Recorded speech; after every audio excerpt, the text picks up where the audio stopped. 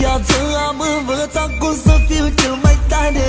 De la viață am învățat să scap de supărare. De la viață am învățat să mă ridic de jos, să mă ridic mult mai sus decât am fost. De la viață am învățat cum să fiu cel mai tare. De la viață am învățat să scap de supărare. De la viață am învățat să mă ridic de jos, să mă ridic mult mai sus decât am fost. Doar Dumnezeu, El mă poate judeca pentru ce am făcut bun sau rău în viața mea. Chiar dacă am sute sau mii de reclamații, doar lui Dumnezeu eu îi dau explicații. Doar Dumnezeu, El mă poate judeca pentru ce am făcut bun sau rău în viața mea. Chiar dacă am sute sau mii de reclamații, doar lui Dumnezeu eu îi dau explicații.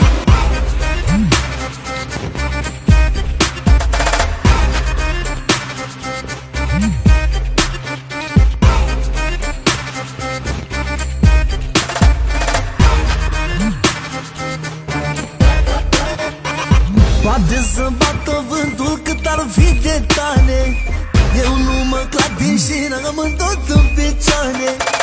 Poate să vină și tsunami sau furtună, în viața mea va fi mereu doar vreme bună.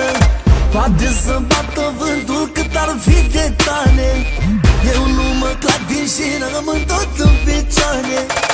Poate să vină și tsunami sau furtună, în viața mea va fi mereu doar vreme bună. Doar Dumnezeu, El mă poate judeca pentru ce am făcut bun sau rău în viața mea.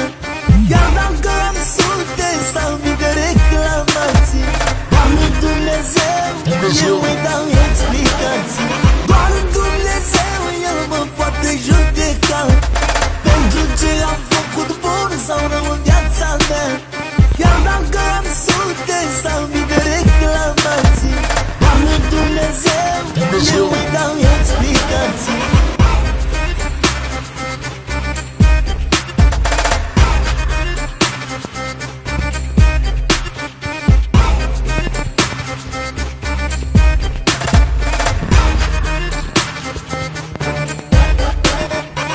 În tinerețea mea mi-am pierdut nopțile ca să produc bani mulți și să-mi fac poftele.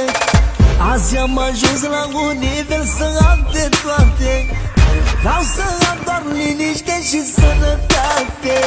În tinerețea mea mi-am pierdut nopțile ca să produc bani mulți și să-mi fac poftele.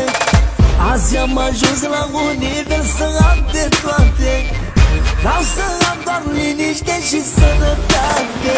Doar Dumnezeu, El mă poate judeca pentru ce am făcut bun sau rău în viața mea.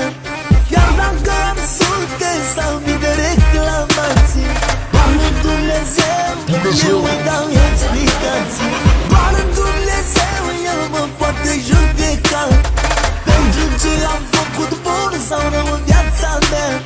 Chiar dacă am sute sau mii de reclamații, doar lui Dumnezeu eu îi dau explicații.